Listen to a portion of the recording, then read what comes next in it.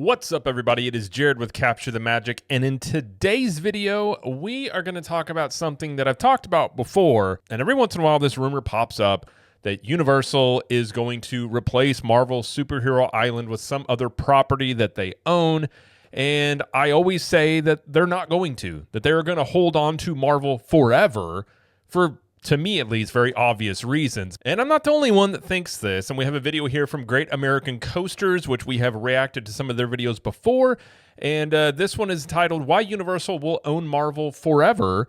So I figured this would be a good one to react to, because I completely agree, and I haven't watched this yet, but I'm very curious as to some of his points, and then we're just going to watch this and react to it. So that's what we're going to do here today. What is the biggest franchise that Disney has still yet to adapt into the Disney parks? The Disney World park specifically. Disneyland, they have already dipped their toe into this franchise to varying results. If you said Marvel, then good for you. You read the thumbnail and title, so you know what video you're watching. This is the one IP that Disney has not milked to death and sucked it for all it's worth. In the I mean, basically, that's what they would do. They would just milk it for everything they could do it with, which obviously any company wants to do with IPs that they can make money off of. But I think the results of Disney milking IPs is, I'll just say, inconsistent at best. I think you've had some instances where it's worked, and others, like Galaxy's Edge with Star Wars, where it hasn't worked. And that one is obviously still ongoing, but at least that's my opinion. Parks division. The movies are a different story. A shady bunker. My bunker's not shady. Would a shady bunker have that on the wall? It's literally above a crate of self-guided missiles. I'm returning those. The Marvel IP for the Yeah. Ironheart's a completely different topic, but we're just going to stick to theme parks here. longest time, it used to be Disney's golden goose. It generated buckets of cash at the box office. But now, over 6 years later, post-Endgame, it is a disgrace of its former self. That being said, it actually is wild to think just in 2019 how big Marvel was with Endgame and Infinity War. And basically, if you didn't see those movies, like, everyone would be like, what is wrong with you? And then you fast forward to now where it's just kind of a footnote. Like, the newest movies or shows, like, it really doesn't hit anything. People aren't into this anymore. And I don't know if I've ever seen a brand fall off as quickly as Marvel has. And just being at the peak of what it was in 2019 to 5 years later, and you're just like, whatever. Like, at least for me, and I'm huge. Like, I grew up reading the comics. I was super into the MCU, and I don't really care at this point where it's at. It's very interesting. I do think the old version of Marvel, not the current day version of Marvel, is suitable enough to be adapted into theme park rides. However, Disney World, their largest property, they can never build a Marvel land, and they are extremely limited on any use of the Marvel IP. It's all because of their biggest competitor right down the road, Universal. Universal, they've snuffed out Disney. They've claimed their biggest IP, and they will never be handing it back. At least, not for free. Marvel, I think that's key to say not for free.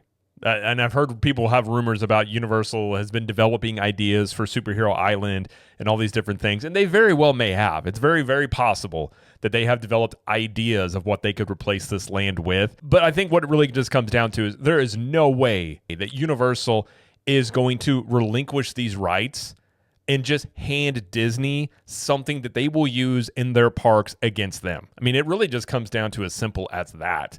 Unless you're talking, I would assume, billions of dollars that Disney would pay Universal to acquire the rights. Outside of that, I just don't think it's going to happen. theme park rights, they are exclusively owned by Universal. They hold all the rights. And because of that, Disney, they have lost a lot of their creative potential. They are exclusively owned by and they will never be handing it back. At least, not for free. Marvel, the theme park rights, they are exclusively owned by Universal. They hold all the rights. And because of that, Disney, they have lost a lot of their creative potential and are forced to explore other avenues of theme park expansions that don't involve Marvel. And you know what? I am kind of happy that this is the case because, truthfully, I do not think Disney should own the theme park rights to Marvel. What? I actually agree. Now, back in 2017, 2018, I wanted Disney to get the rights to Marvel. I thought it'd been really cool to have the MCU in the Disney parks, but I've come around on the thinking now where I like Marvel Superhero Island. I like the 90s era of the comic book feel in there. And I just agree with what he said there. I think if Disney got Marvel rights, you wouldn't see anything as good as the Spider-Man attraction that has been in Marvel Superhero Island for over 20 years now. And I actually just like the vibe and that area of the park, Superhero Island. I think it's really cool, kind of a throwback, kind of timeless. Whereas I think now with the MCU, like you could have made an argument if they would have stopped at Endgame and maybe relaunched or just took a break, that the MCU would be almost a timeless thing. But now that they've extended it, it's gone on so long where I think it's just lost its luster with people. And I actually think the newer, ways in which they've gone about since Endgame have tarnished what came before it, kind of like Star Wars. And I like the fact that, Universal has these rights, because I just don't think Disney would do it justice. And you would probably just get some attractions like they put out in Disneyland, which even people that are Marvel fans will say what they did on Disneyland is just, it's okay. It's nothing mind-blowing and nothing that is like a must-do outside of maybe the first time you do it. What we have seen from Disney with the Marvel IP has either been really good or really mediocre. And I would say as of now, the mediocre is outweighing the good. Disney, they have not showcased that they have the potential to build an amazing Marvel land. Disney, they've only built 2 Marvel lands, one at Walt Disney Studio Park and one at California Adventure, and neither one is particularly great. I visited the one in California, and besides the Guardians Drop Tower, I do not care for the land. It looks plain, it looks modern. The Web Slinger ride is hot garbage. I have heard really bad things about the Web Slinger ride. I haven't ridden it. I've never been to Disneyland, but I've heard people say like literally they were excited for it, and they did it one time. They're like, I'm good to never do it again. Like I haven't heard many people just go crazy about that ride.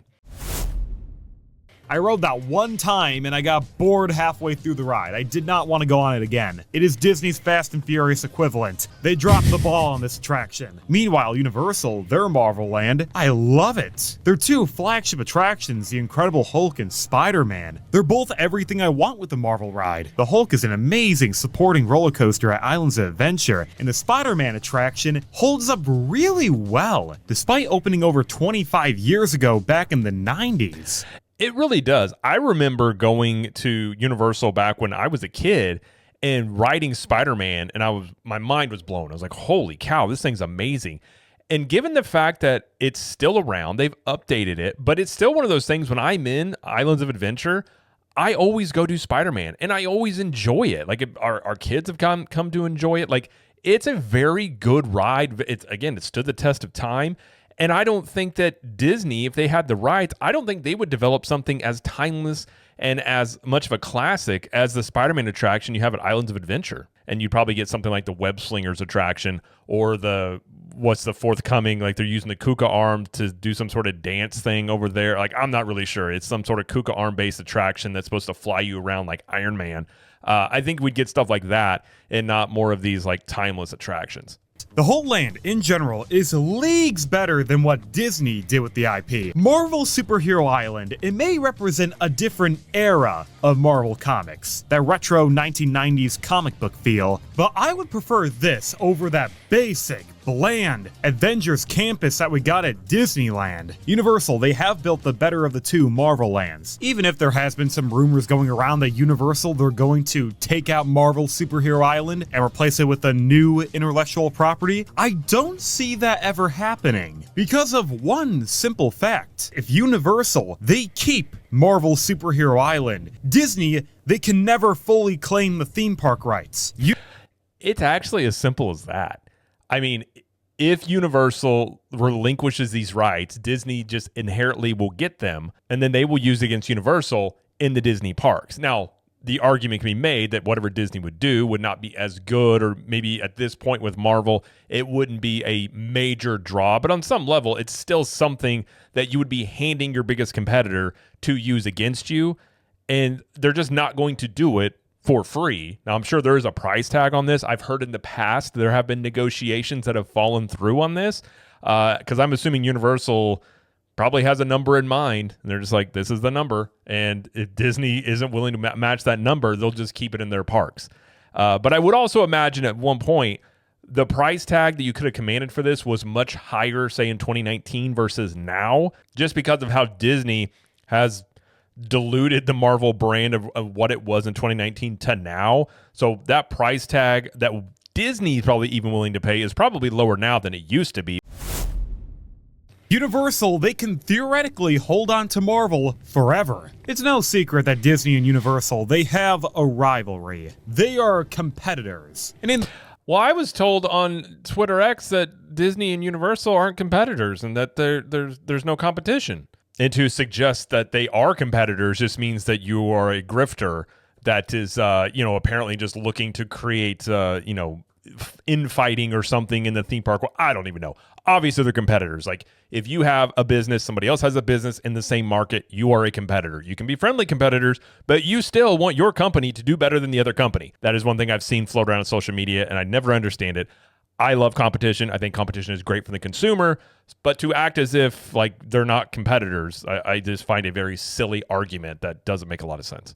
In the theme park space, or the movie space, IP and franchises are everything. Branding is extremely valuable. Universal and Disney, they want to get their grubby little hands on any and all IP that can generate a sizable amount of capital. And Marvel, they are just another pawn in this game. Their franchise is very lucrative. Maybe not from their movies anymore because they keep bombing, but in terms of I like how he sneaks in subtle jabs. I agree. merchandise, brand recognition, and general popularity based on nostalgia. So how did Universal even obtain the theme park rights to Marvel, even though Disney today, they own Marvel outright? Well, back in the 90s, when Universal was just starting, they just opened their first ever property in Orlando, their studios park. They were already eager to expand. They were thinking about their next theme park, what would become Islands of Adventure, and during the development process, they wanted to incorporate a superhero-themed land, something that would tap into that comic book niche. And there was one comic book company in particular that they saw a lot of potential in, and would be an intrinsic focal point for Islands. That franchise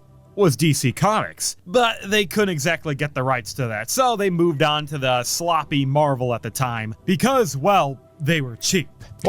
Now, what's interesting is I do think if, and I don't think this is actually going to happen, but let's say if Universal was able to get the theme park rights to DC, which I do believe those are tied up with Six Flags, but Six Flags is, they just fired a whole bunch of executives, like they were bought out by Cedar Point. Like there's a lot of stuff going on with Six Flags, so I'd assume you could potentially, get those rights somehow. And there are also the rumors that Universal might be buying Warner Brothers, which controls DC. But if Universal was able to get the theme park rights for DC and have Superman and Batman and all those characters, that potentially could replace Superhero Island if, like, let's say the new DC universe are launching with the new Superman movie, which I hope is good. I love Superman. I have my doubts, but let's say that is a big hit. That is something you could see replacing it, although I still don't think Universal would do it just without Disney paying them. But that is something potentially you could see replacing that land, is if they had full rights to the DC properties, perhaps, or something along those lines. But personally speaking, I love the Marvel stuff. I would love to see if they're going to replace it with something, Batman and Superman and those characters. That'd be pretty cool if they were going to replace it with that. But I don't know what the probabilities are for that. I would imagine it's not the highest in the world, though. Marvel, they weren't doing too hot back then, so they were an easy claim. Universal, they ended up Marvel almost went bankrupt in the 90s. Like, they were not doing good at all. Purchasing the theme park rights to Marvel, and for a damn good deal. Seriously, the Marvel IP was selling for basically next to nothing. So when Universal approached Marvel for the opportunity, they basically had all leverage. If we look at the Marvel Universal contract and its stipulations, it's clear that Marvel, they got the short end of the stick. When the contract was originally drafted back in 1994, Marvel, they had a few basic benefits that they would receive by leasing the Marvel IP to Universal. The first benefit would be an initial licensing fee, an upfront cost to secure the licensing to certain Marvel characters and franchises. The second benefit would be an annual licensing payment. So Universal, or MCA at the time, they would pay an annual installment so they can maintain possession of the Marvel properties. And their third benefit is merchandising, which is pretty standard. Universal, they have to buy a certain amount of merchandise from Marvel, and then Marvel, they also get a sales tax on all the merchandise that is sold. These three benefits are what Marvel got out of the deal. Seems pretty fair, right? Well, Universal, I would certainly say they got a little more than they bargained for. Yes, Universal, they did have to pay an initial licensing fee, but this was a one-time payment, and I can't imagine that Universal paid a lot for this initial fee. Again, Marvel at the time, they were in the gutter. Comic book sales were down, they didn't have their movie catalog yet. So Marvel, for the longest time, they were struggling to get by. Licensing became their main source of revenue, and they were selling it for dirt cheap. And licensing is something that's very interesting because it's essentially, if you have a strong brand, it's like free money. And this is one thing Disney has, I think, discovered with streaming is streaming. I think all these studios thought streaming was going to be this big success. They're going to make all these, buckets of money. Look at Netflix.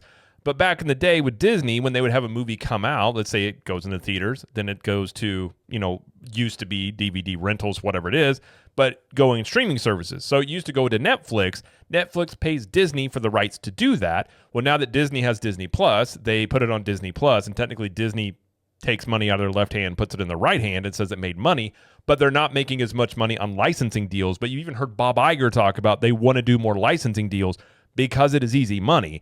And so if you are a brand that has some sort of brand recognition, licensing deals are a good way to make some easy money, which is what Marvel was doing in the 90s because they were really struggling. And the deal with Universal, obviously they're talking about here, Universal had all the leverage there, but it was just basically they just leased it out to Universal and they can make money off the name alone, so they didn't have to put up any upfront costs. That's why licensing brands like to do it, and it makes a lot of sense, especially if you're struggling and you still have brand recognition. You can do licensing deals and still bring in some revenue.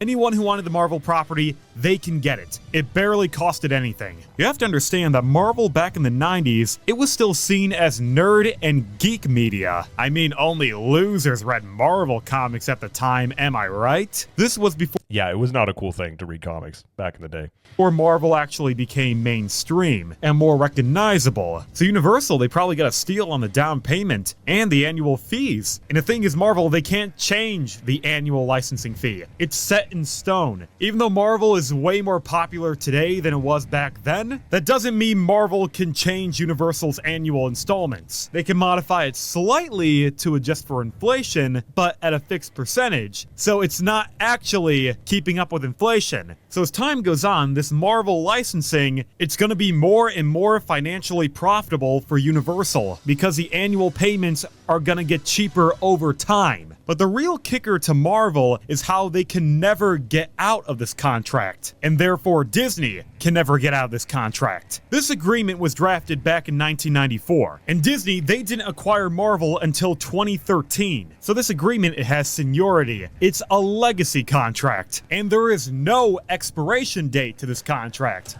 That is very important, and a lot of people get confused on this. This contract is in perpetuity, which means they don't have to renew it. It is a contract that just means it is yours as long as the stipulations of this contract are met. And essentially with this contract, it's that Universal keeps the land up to whatever standards are set forth in the contract. They pay their licensing fee, the yearly fee, whatever it is theirs to keep. There's nothing Disney can do to take it away from them. They obviously more than likely are not going to be able to upgrade this land simply because they would have to get approval from Marvel to do so, and Disney now owns Marvel, and Disney is not going to allow their biggest competitor to expand on a land that is one of their brands that they would love to have in their parks. So essentially this land will just stay as it is in perpetuity along with the contract. But this is one thing people get confused because you look at the Simpsons contract. The big rumor there is that Pokemon's going to come into the studio side and replace the Simpsons because that contract is up in 2028 and now Disney owns the rights to the Simpsons, but that contract is different than the Marvel one. So basically this one could be forever as long as Universal maintains the standards in the contract. Universal, they own Marvel in perpetuity, meaning forever. Yeah, Universal got a Shark Tank deal. They own the theme park rights to Marvel until the end of time. To be clear, I give you $500,000. I ask for 20 cents a bar as a royalty. I get no equity. In perpetuity. Absolutely. How else am I going to do this deal? Perpetuity is a very long time. It's a word I like. So how flexible are you in the royalty fee itself and the term of the deal? I'm not negotiating against myself. Trying to come up with a reasonable deal on the fly. I just gave you one. The Shark Tank analogy is kind of good. I think a lot of people may understand royalties from that show, but to expand the Marvel property in their parks. According to the exclusivity agreement, Universal, they had the option to expand or shrink their agreement with Marvel. If they decided to expand the Marvel IP into their other properties, like Universal Hollywood, which is on the other side of the Mississippi, then they could have had full control over Marvel, and then Disney could never put Marvel rides in their parks. how wild would that be if they took advantage of that and did that, and then Disney couldn't use it at all? I think at that point, Disney, I don't know. I don't know what it would take for Disney to pay to get the rights back. I think that's very interesting because you can look at a lot of arguments that Disney buying the rest of Hulu, which was they owned 2/3 of Hulu after the Fox deal, and Comcast owned 1/3 because of the prior arrangement how Hulu was set up. So Disney, I don't know if they've paid it yet or not, but they're paying Universal Comcast somewhere around 8 to up to 19, I think, $billion for the rest of Hulu. And the joke amongst team members at Universal is that Epic Universe is the park that Bob Iger paid for or built because it cost about $6 to $8 billion to build that. So it's kind of interesting because if Disney wants these rights and thinking that they can use them in their parks, and maybe they have some sort of calculation about how much more, crowds would come in for it, but at the same time, they would likely be financing their biggest competitor to do more things in their parks that are already being very aggressive on that front. So I think that's probably the reason as to why Disney maybe hasn't pulled the trigger on this, because again, I don't know what that price tag is. I imagine it's very high, and Universal would just take that money and turn around and use it essentially against Disney. But if they had both coasts there, that would be a completely different scenario. That would be very interesting. Unfortunately, the clause states that if Universal didn't perform this action within 2 years, then they would be subject to shrinkage, and they would only have control of Marvel on the east side of the Mississippi. Why the Mississippi River? I have no idea. I assume it's because it's the middle of the country, and it has something to do with the Louisiana Purchase? I don't know. Either way, it means at Universal they can only work with Marvel on this side of the river. As long as Universal, they are actively using a certain character or family within the Marvel catalog, then no other park can touch it. Currently, Universal, they are actively using the Fantastic Four, the Avengers, Spider-Man, and the X-Men. So if Disney World, they ever wanted to build a ride or a land on any of these IPs, they can't. Mind you, those are the most popular Marvel characters. Like historically, Spider-Man is probably the most popular character. X-Men, in terms of comic book sales, are right up there. Fantastic Four is there. They also have Captain America in that land. Like, they have the, I guess you would just say, the top tier characters that you would want to use. So if Disney was even looking at trying to use characters here and there that they weren't using, they really can't, because they use all the top tier ones that you would want to bring into a theme park, including Iron Man. So that's why they were able to do Guardians, because Guardians was basically the strength of the Marvel brand. That movie came out, that was a lesser known comic that kind of caught on, and so they were able to use Guardians because it has nothing to do with really, like, at least historically, with the Avengers or what Universal was using in their parks, and that's why they could use it. Because Universal, they are actively using these properties. However, the contract stipulates if any character or family is not being used directly within the Universal parks, then any other property that Marvel owns has free will. That's why Disney can use an IP like Guardians. It's because Universal, they currently don't have any ride, show, or restaurant that features the Guardians. Thus, Disney was able to build Cosmic Rewind. As long as... It's also interesting, too, Disney, at some point, in different times, they've had a Doctor Strange meet and greet in the parks. I've actually met him. If I can find the video, I will overlay it right here. He's popped up a few times. The last time I saw him, this was during Jollywood Nights, but they don't call it a Doctor Strange meet and greet. They call it I think they call it like the Sorcerer or something along those lines. And he's not really a meet and greet. He's like a roaming character. And I think there's probably some sort of stipulation in that contract that maybe allows them to get away with it somehow, but they never refer to the name. And again, it's not an actual meet and greet. So I think many times you will see Disney try and find little loopholes here and there to include some of these Marvel characters. But as a whole, I don't think they can really use the names much. So that one's interesting. I don't know what the loophole is there for the Doctor Strange roaming character meet and greet, but it's kind of interesting to see that. Because years ago, they first introduced it. It lasted for like maybe 2 days, and then it was gone. Because I imagine Universal's lawyers were like, hey, you can't do that. And somehow they may have found a loophole there. Universal, they're maintaining their annual payments, they're upkeeping all the rides, and are actively using the IPs, then they can realistically keep Marvel forever. Again, perpetuity doesn't have an expiration date. So if Universal wants to keep Marvel Superhero Island, they have every right to do so. And Disney, they will have to abide by the contract. The only issues that Universal really has with the contract is that they can never expand Marvel Superhero Island. Not only because they didn't branch out in the West when they initially signed, but also because today the Marvel rights are owned by Disney, and Marvel, they have to approve whatever Universal builds. According to the agreement, if Universal ever wanted to construct any new ride or attraction, they have to get the go-ahead from Marvel. They have to look over the project, approve it, and then Universal can move on with construction. But which is never going to happen. Like we talked about before, there's no way that if Universal came to the table and said, hey, we want to expand Marvel Superhero Island to make a whatever, Black Panther ride, whatever it is, Disney's not going to give the okay on that because, I know this is crazy, they're in competition with each other. And because of that, basically how this land is just how it will stay. There's also a lot of value in just keeping it out of Disney's hands to use it against you. So the same way there with Universal's keeping it, same thing with Disney not allowing them to expand it, because that would be using, taking a property they own, essentially using it against them, even though they do make some money off of the sales of merchandise and things like that. But that really is what it comes down to there. But now that Marvel is owned by Disney, that's never going to happen again. Disney, they are never going to approve anything from Universal. Instant veto. So all Universal can do now is maintain their existing rides. There is no future where Universal will expand Marvel Superhero Island. So this land is going to be permanently locked in time. But as long as Universal holds on to Marvel, Disney will never be able to fully acquire them. That's the upside. They keep Marvel out of the hands of their biggest competitor, and that is more than enough reason to keep Marvel at Islands of Adventure. Yep, right then and there. You could end the video there and just say, that alone is the reason they will never get rid of it. And I know, again, rumors will pop up every once in a while that Universal's developing something to replace Marvel Superhero Island. And again, they probably have developed things that be like, hey, what would we put here? What, I'm sure that happens with Disney and with Universal about things that they may replace certain areas just to, have ideas. But simply put, keeping it is more valuable because it keeps it out of Disney's hands. And that's really the bottom line, which is why, unless Disney is coming to the table willing to pay a bucket load of money for this, that Universal is never going to let go of it.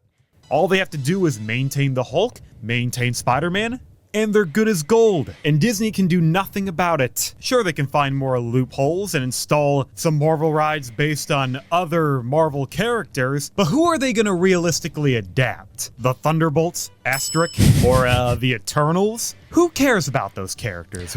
And I think that's why Disney many times started trying to branch out and do more of these obscure comics. And I think they hit a home run with Guardians of the Galaxy and assumed, we could do this with other properties, because if those properties really, got big like Guardians of the Galaxy, you could then use those in your theme parks. So if the Eternals was a good enough movie, they could do that. If the Thunderbolts was a big enough hit, they could probably do that.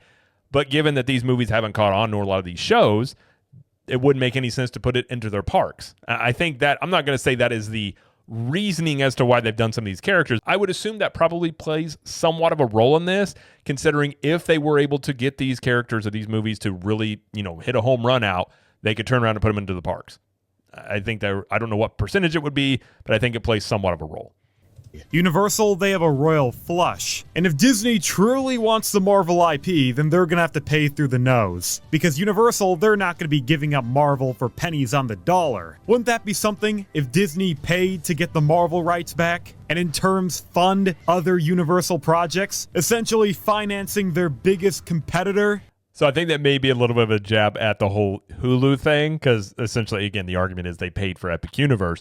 But that is probably the main reason as to why Disney won't do it, is they don't feel like whatever they would get back from having Marvel in Disney World would be enough to offset whatever it would be that Universal would do. Let's say that the payment was $5 billion. I'm not saying that's what they would pay, but let's say it's $5 billion to get the Marvel rights.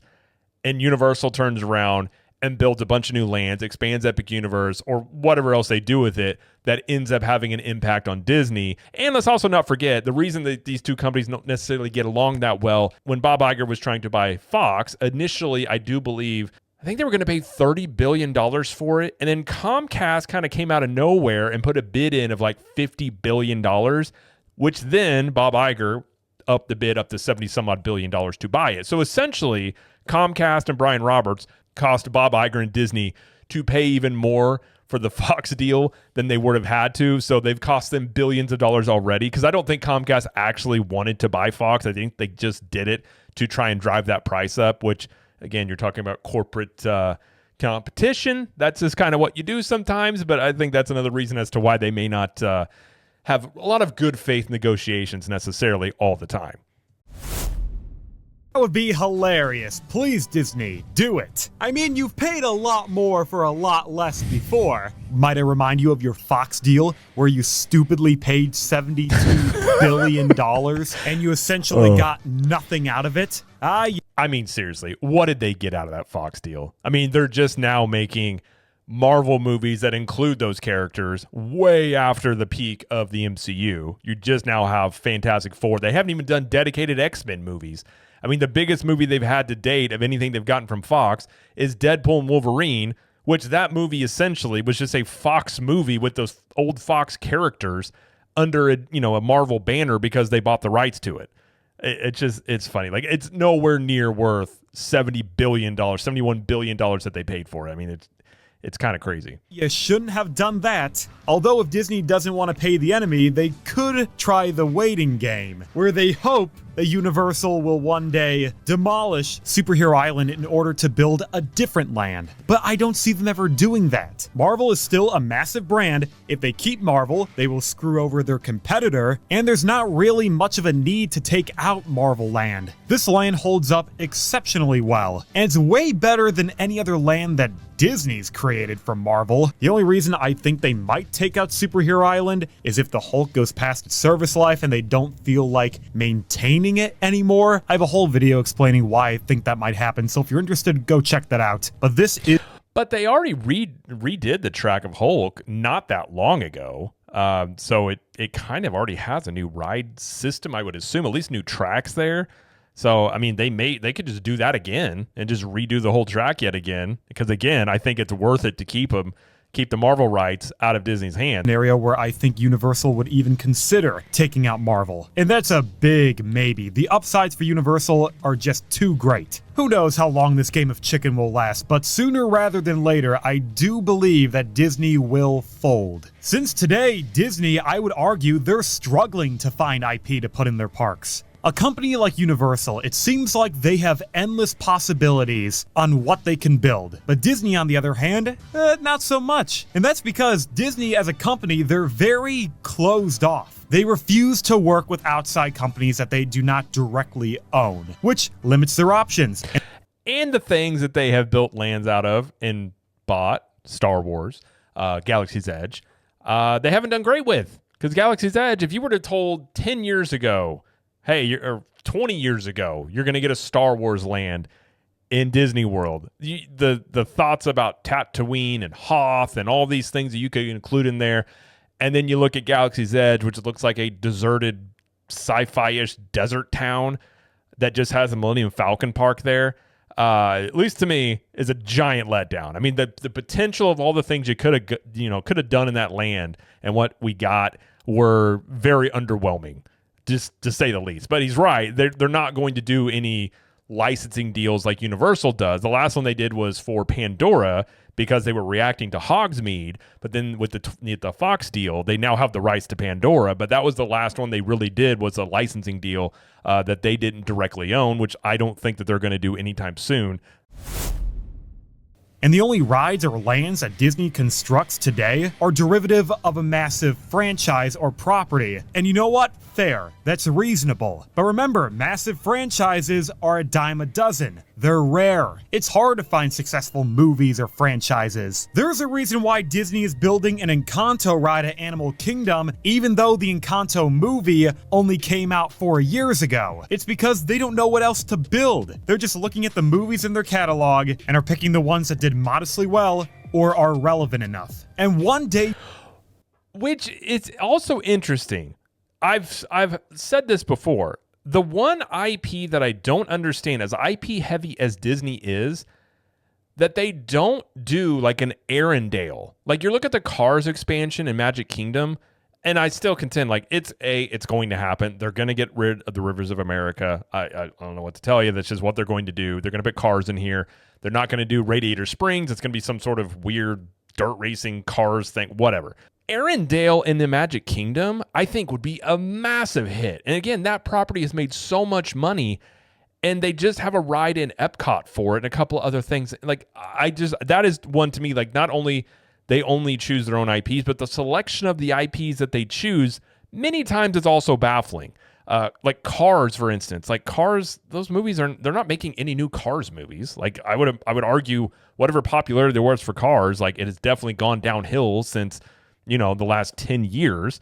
There's other IPs you can look at, but like Encanto is one as well where I'm not doubting that it's popular with people, but it doesn't, to me, have the same pull as, say, like a Tangled ride would or anything like that. At least that's just my take on it, at least.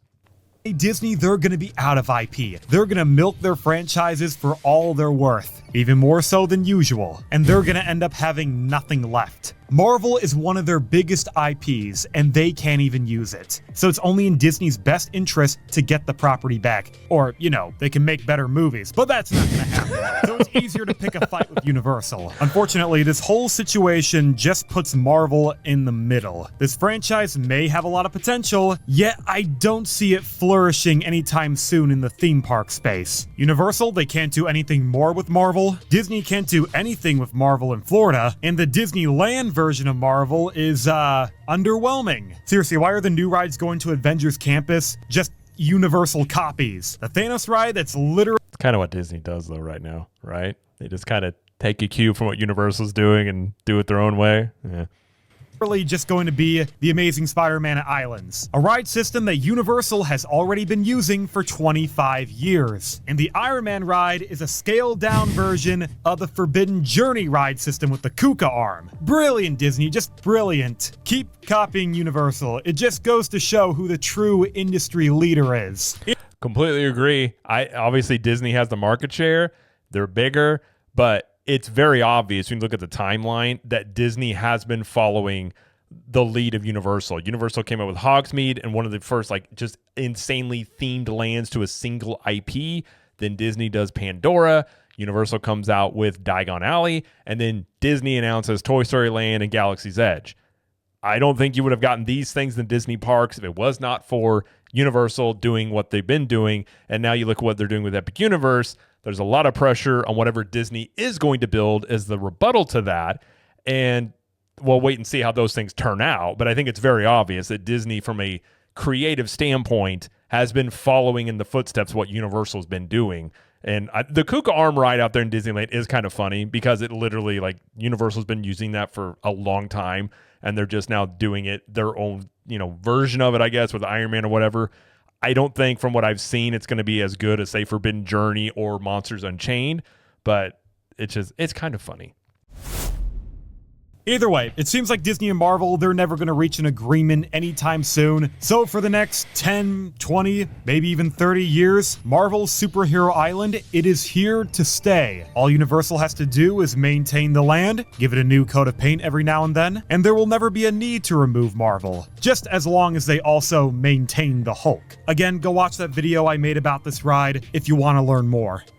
So first off, go subscribe over to Great American Coasters. It's a really solid channel. And I agree with everything he said in the video. Now, I think personally, I don't think there's much of a chance that Universal would actually relinquish the rights to the Marvel property just over the Hulk. I think they would probably eat that cost and redo the Hulk just to keep it. It's way more valuable to Universal to keep it in their parks just as it is than, again, to let Disney have it. Now, who knows what Disney would do with it? Maybe it wouldn't hurt Universal that much, and look at the strength of the Marvel brand in general. It's definitely on the decline, but still, you don't want to hand your biggest competitor just a free IP that is worth, billions of dollars to use in their theme parks. So if Disney feels like they've milked all their IPs that they can, and that'd be the interesting part, and he kind of brought that up, if, they don't have any new massive franchises that get launched, because a lot of things Disney's been doing are based off things that, have came out years before. If they get to a point where they need to put stuff into the parks, because obviously it's going to be IP based, they're not going to do any original concept rides unless whoever the next CEO is changes the course for Disney, but that's yet to be known. You could have you could see a situation where Disney sort of feels like they need the Marvel property and then can step to the table and are willing to pay whatever price Universal says. But as things get more competitive between Universal and Disney, and Universal has closed that gap on the market share the past decade, and obviously with the Epic Universe and what they're going to continue to do in the Universal parks, they're looking to close that gap even further. As Universal has even said, they want to be the first choice, so obviously they're in competition. It gets more interesting paying your biggest competitor for the rights to something that they would use against you. Maybe a decade ago, that could have been an easier pill to swallow for Disney, just considering where they were at with the market share compared to Universal. But now, as it's getting closer and closer and Universal is getting a lot more attention, you could almost make an argument it's less likely to happen now than it was a decade ago. Now, how this goes on over time is, let's say the new Marvel stuff that comes out, they're doing Doomsday, Avengers, and all that stuff like that. I don't think there's going to be a resurgence. I kind of think that's just going to be a last hurrah for a lot of the characters, and maybe they relaunch the whole thing. But at this point with Marvel, it's not as valuable to Disney as it would have been a decade ago, but it still is valuable to Universal just to hold on to it. And I think they're just willing to say, hey, either this is the price that you're willing to pay for it, and if not, we're just going to keep it. And I think it's really as simple as that.